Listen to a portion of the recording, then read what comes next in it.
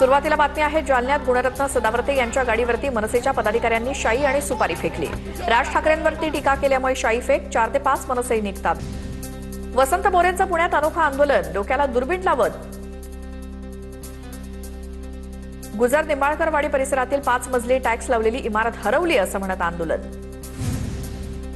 आरक्षणाच्या उपवर्गीकरणासाठी मातंग समाज आक्रमक, बीड जिल्हाधिकारी कार्यालयावरती मोर्चा।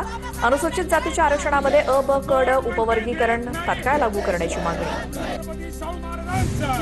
राज्यातील अनुसूचित जातीचं उपवर्गीकरण करण्याच्या मागणीसाठी लघु सेनेचं आंदोलन। नागपूरच्या संविधान चौकामध्ये आंदोलन। 2011च्या जनगणनेऐवजी 1961च्या जनगणनेनुसार उपवर्गीकरण करण्याची मागणी। गडचिरोलीमध्ये विमानतळाविरोधात शेतकरी तिसऱ्या दिवशीही आक्रमक, विमानतळाचं सर्वेक्षण होऊ देणार नाही शेतकऱ्यांची भूमिका। सुपीक जमीन बाधित होणार असल्यामुळे सर्वेक्षणाला विरोध। गोंदिया जिल्ह्यामध्ये जनगणनेच्या प्रक्रियेला ओबीसी समाजाचा विरोध। जनगणनेमध्ये ओबीसींसाठी स्वतंत्र कॉलम नसल्यामुळे विरोध। जोपर्यंत स्वतंत्र रकाना दिला जात नाही तोपर्यंत जनगणना होऊ देणार नाही, ओबीसी समाजाची भूमिका। अंबरनाथ नगरपालिकेत नगरसेवक पती पत्नीची चौथी जोडी दाखल। सचिन पाटील आणि अश्विनी पाटील सभागृहात एकत्र असणार। अश्विनी पाटील यांची स्वीकृत नगरसेवकपदी वर्णी। शहरातील अनधिकृत कॅफेवरती कारवाई करा। शहरात विनापरवाना सुरू असलेल्या कॅफेमध्ये गैरप्रकार वाढत असल्याची घटना समोर आल्यानंतर प्रकाश सोळंकेंकडून माजलगाव पोलिसांना निवेदन। धाराशिवच्या परांडा शहरात नगरपरिषद अधीक्षकाकडून पत्रकाराला शिवीगाळ।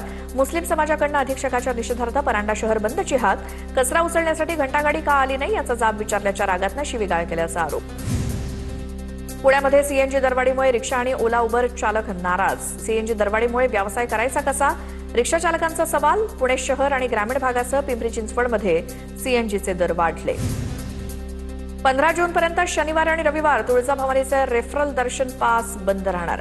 भाविकांची गर्दी लक्षात घेता मंदिर संस्थांचा निर्णय, तर 500 रुपये आणि 200 रुपयांचे देणगी दर्शन पास सुरू असणार।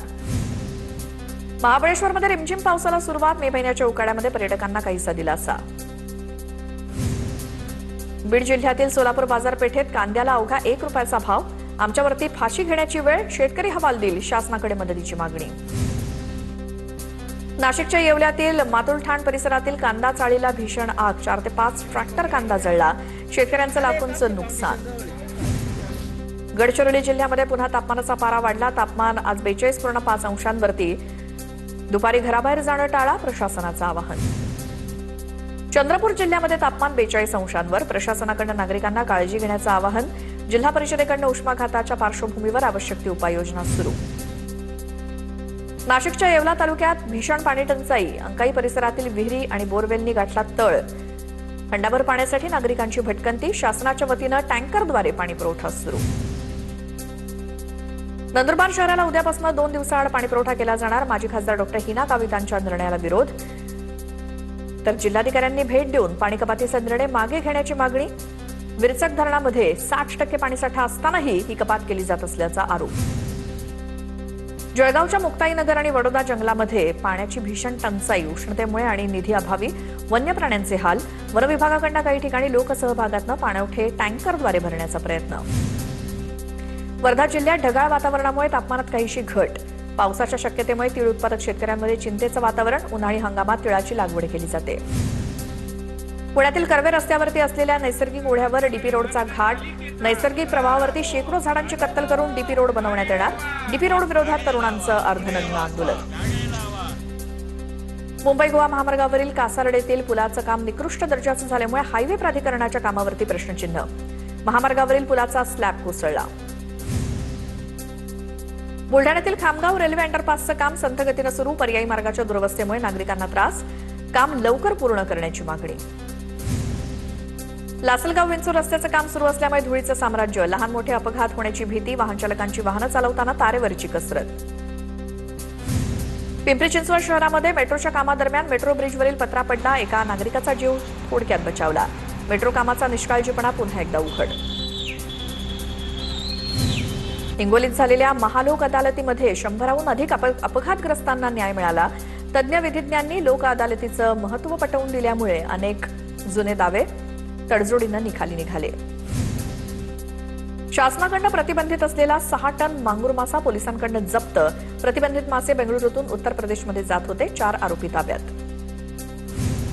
विदर्भ प्रीमियर लीगसाठी गडचिरोली जिल्ह्यातून आणि दुर्गम भागातून विद्यार्थ्यांची निवड पहिल्यांदाच गडचिरोलीमध्ये बीपीएल बालार की खोज या स्पर्धा आयोजित केली तर 635 क्रिकेटपटूंचा स्पर्धेमध्ये सहभाग. यंदाच्या शैक्षणिक वर्षापासून विद्यार्थ्यांच्या नावासोबतच आईच्या नावाचा समावेश होणार. धुळे शहरातील 196 शाळेमधील सर्वच विद्यार्थ्यांच्या महत्त्वाच्या कागदपत्रांमध्ये बदल करण्यात येणार. राज्य शासनाच्या निर्णयानंतर यावर्षीपासून अंमलबजावणी. धुळे तालुक्यातील फागणे गावामध्ये माझे गाव आरोग्य संपन्न गाव विशेष मोहिमेची कार्यशाळा उत्साहात संपन्न. आशा सेविका आणि विविध विभागांच्या समन्वयातून कार्यशाळेचं आयोजन. अमरावती जिल्ह्यातील 10,000 नोंदणीकृत शेतकऱ्यांना मोठा दिलासा. चणा खरेदीची मुदत 29 मे तर तूर खरेदीची मुदत 31 मे पर्यंत वाढवली. गोंदिया जिल्ह्यामध्ये खरीप हंगामाची तयारी जोरात सुरू. कृषी विभागानं 1,88,430 मेट्रिक टन रासायनिक खतांची मागणी नोंदवली. हंगाम 1.5 महिन्यावरती आल्यामुळे शेतकरी शेतीकामात व्यस्त.